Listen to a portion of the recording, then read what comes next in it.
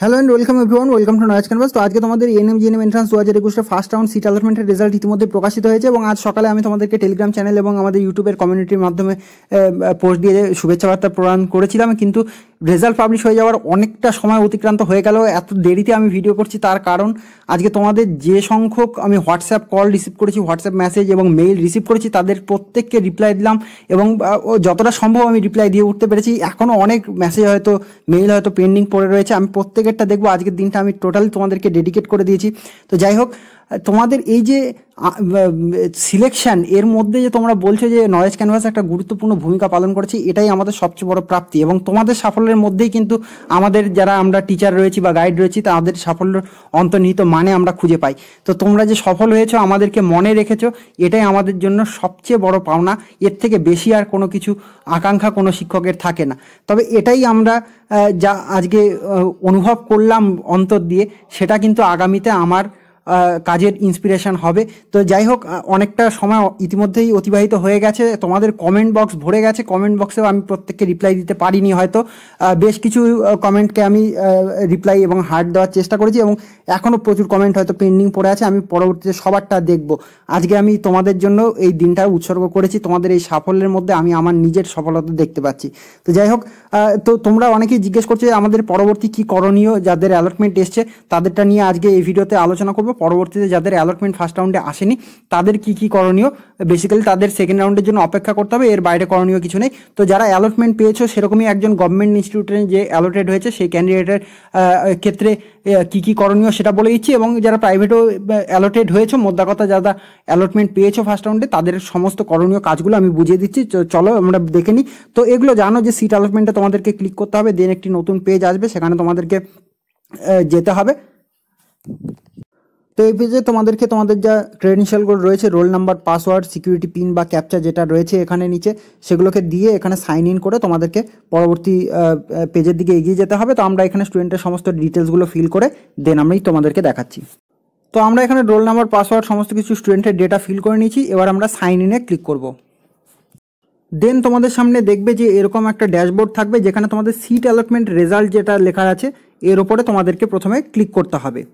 তো আমরা এখানে ক্লিক করে নিচ্ছি। এখানে প্রথমে স্টুডেন্টের নাম, রোল নাম্বার দেখাবে, এখানে রাউন্ড 1, তার কোন ইনস্টিটিউশন অ্যালোটেড হয়েছে, কোন ক্যাটাগরিতে অ্যালোটেড হয়েছে, তার র্যাঙ্ক কত ছিল, এবং সিট অ্যালটমেন্ট কিন্তু আমি আগে বলছিলাম যে জিএমআরের ভিত্তিতে, তো জিএমআরটাও দেখিয়ে দিচ্ছে এখানে। তার এটা কত নম্বর চয়েস ছিল, এটা 6 চয়েস ছিল এবং সে জিএনএমে অ্যালোটেড হয়েছে হোমস্টেড কোটায়। তো এই জিনিসগুলো কিন্তু তোমাদেরকে দেখাবে। টুম্পার ক্ষেত্রে ওর 6 নম্বর ইনস্টিটিউশনে অ্যালটমেন্ট হয়েছে, তার মানে ওর এর আগে 1 থেকে 5টি ইনস্টিটিউশনের প্রেফারেন্স ছিল, সেগুলোতে ওর জিএমআর ওয়াইজ একটা তো অ্যালটমেন্ট হয়নি। এবার ওর 6 নম্বর প্রেফারেন্সে এসে ওর জিএমআর ওয়াইজ অ্যালটমেন্টের সুযোগ ছিল, ওকে কিন্তু 6 নম্বর যে প্রেফারেন্স সেটাতে অ্যালট করে দেওয়া হয়েছে।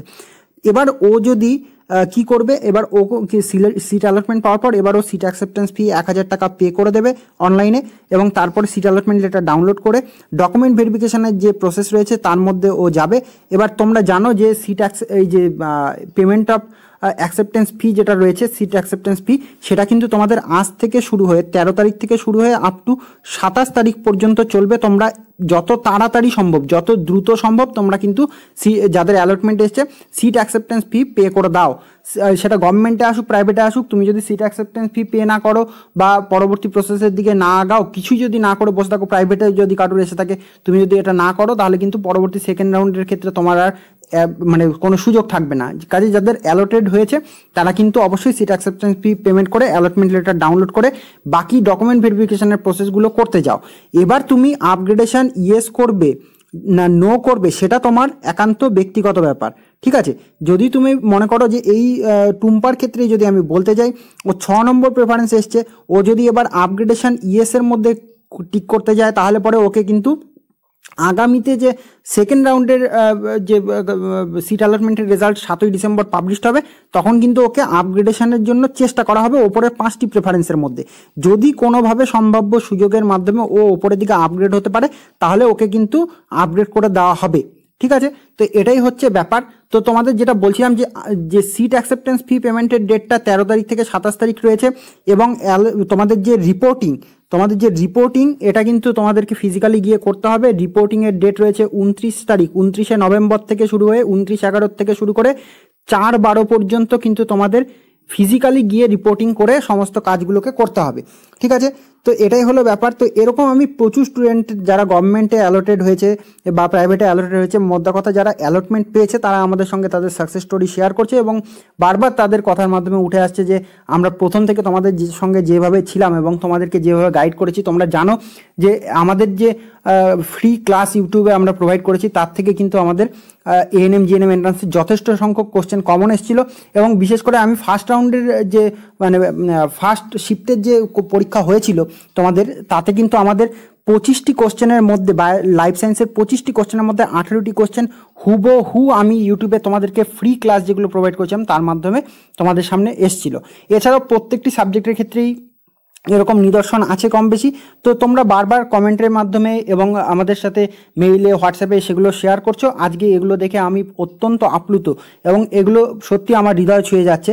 তুমিও যদি তোমার সাকসেস স্টোরি আমার সঙ্গে শেয়ার করতে চাও তাহলে তুমি আমাকে মেইল করতে পারো kceduwb@gmail.com। ঠিক আছে, তুমি মেইল করতে পারো। আজকের দিনটা আমি তোমাদেরকে ডেডিকেট করেছি।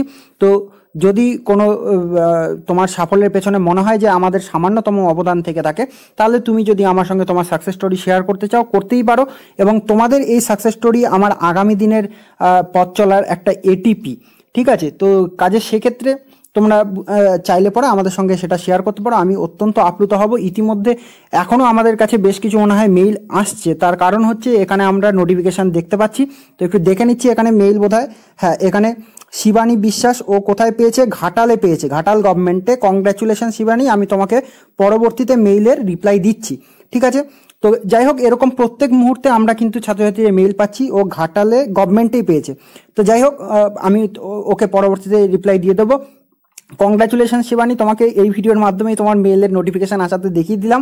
তো যাই হোক তুমিও যদি তোমার সাকসেস স্টোরি শেয়ার করতে চাও শেয়ার করতে পারো, খুব ভালো লাগবে। তোমাদের যে সাফল্য, তোমাদের সাফল্যের মধ্যেই কিন্তু শিক্ষক বা গাইডের একজন অন্তর্নিহিত সাফল্য লুকিয়ে থাকে এবং তোমাদের মুখে হাসি ফুটলে আমাদেরও কিন্তু মুখে হাসি ফোটে। তো যাই হোক এটাই ছিল বলার। তো তোমাদের সাকসেস স্টোরি শোনার অপেক্ষায় থাকবো এবং আমাদের যদি সামান্য অবদান থেকে থাকে তাহলে জানিও, বেশ খুশি হব আমি। তো ঠিক আছে, আগামী দিনের জন্য শুভেচ্ছা রইল এবং যাদের অ্যালটমেন্ট এসছে তাদেরকে আবারও শুভেচ্ছা জানাই। যাদের অ্যালটমেন্ট আসেনি সেকেন্ড রাউন্ডের জন্য অপেক্ষা করো, একটা দীর্ঘ প্রসেস, তার প্রত্যেকটা পদক্ষেপ সম্ভাবনাময়। তোমার অ্যালটমেন্ট কিন্তু আসার সম্ভাবনা থেকেই যাচ্ছে। সকলে ভালো থেকো, সুস্থ থেকো।